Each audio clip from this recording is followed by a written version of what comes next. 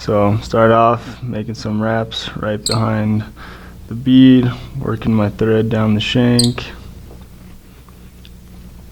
and snip out my excess there.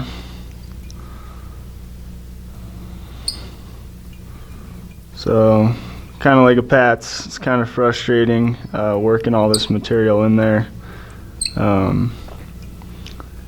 So to attach my eggs, I've got some UV2 blood drop clown eggs, and I kind of like this pack because you get kind of a nice mix of colors in there. So you got some pink, some orange, and it's a good little mixture. So I'm going to select a couple of them out of there. I'm going to try to mix them up a little bit, so kind of go through these and I'll try to pull like a pinky one, an orange one,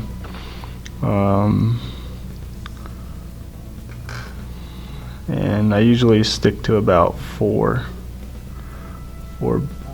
eggs coming out of the fly. So like I tied in my micro flesh, there's chunks of salmon floating down the river, and these trout will key in on eggs and these pieces of salmon flesh late in the season, gorging on all this meat, and this fly is a great pick kind of late August, September, early October. So take some fluorocarbon. This is 3X.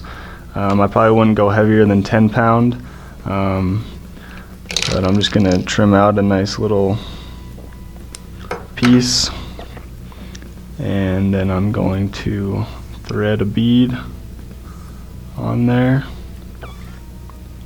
and make a little bit of a loop,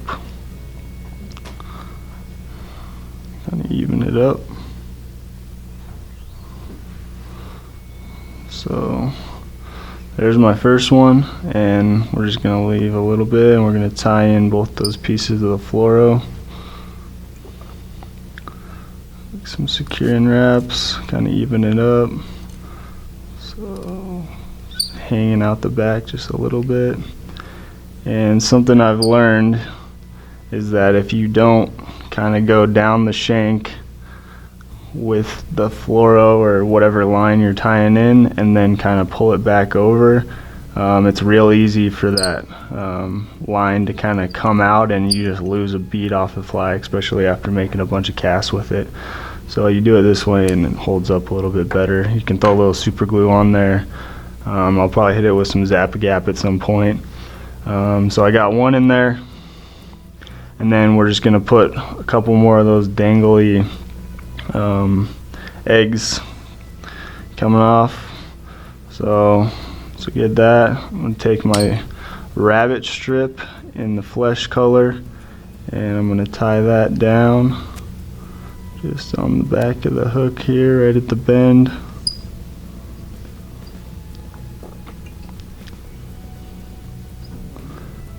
And then I'll let that hang, and I'll work in my other pieces of fluoro with the beads. Take another strip of fluoro.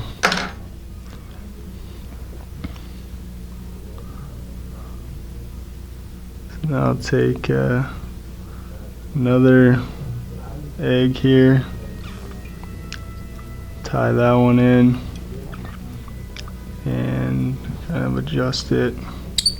Same thing, wrap my thread all the way up, and then fold it back over and make some more wraps.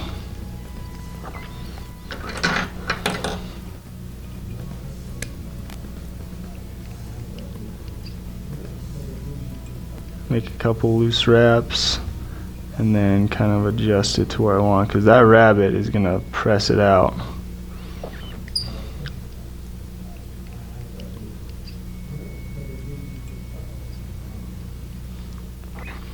And then same thing, I'll fold it back over, make some more securing wraps, cover that thread body up, and trim out the excess. Got 2 in there. So I'll do one more. And we'll put this one on the other side. This one's a nice egg. It's real, got a bunch of blood on it and pretty nasty. Make a couple securing wraps.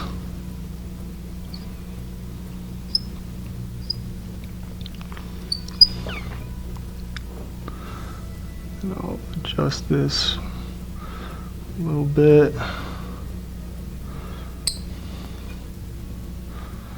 Same thing, make some wraps going up behind the bead, and then I'll fold it back over to secure it in there.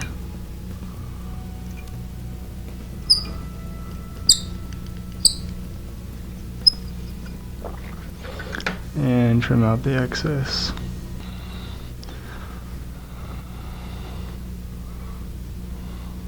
Got 4 in there. I mean, I could add another one, but we'll stick with 4 today. So now all I'm going to do is I'm going to take my rabbit strip and got my thread worked up back behind the bead. Now I'm just going to start palmering my rabbit. And this is what I mean about, you know, like a Pat's where the legs are just always getting caught in the way. Sometimes it does help to take a piece of lead wire and, you know, wrap it to keep the beads from getting in your way, but, you know, nothing in nature is perfect.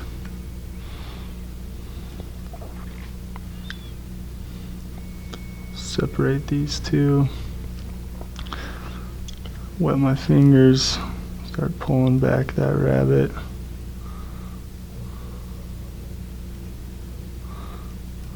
Same thing, keep teasing it back.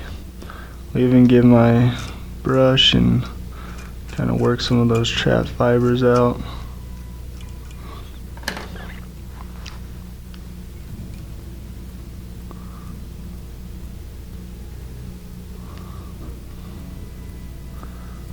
Working my rabbit strip up behind the bead.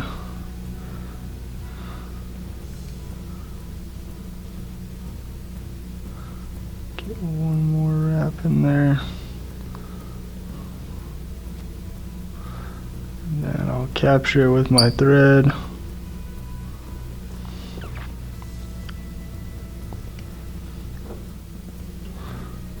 Secure that down.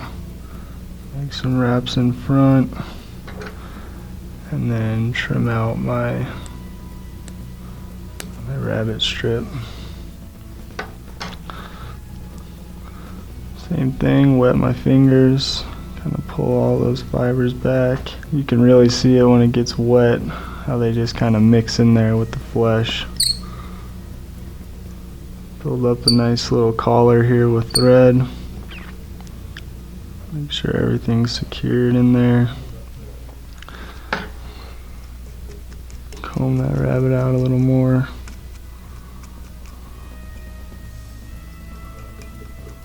Is centered. I'll take a little bit of Zap-A-Gap here and I'll put a little bit on my thread, and then big drip out of there, and I'll just make some wraps and then I can whip finish.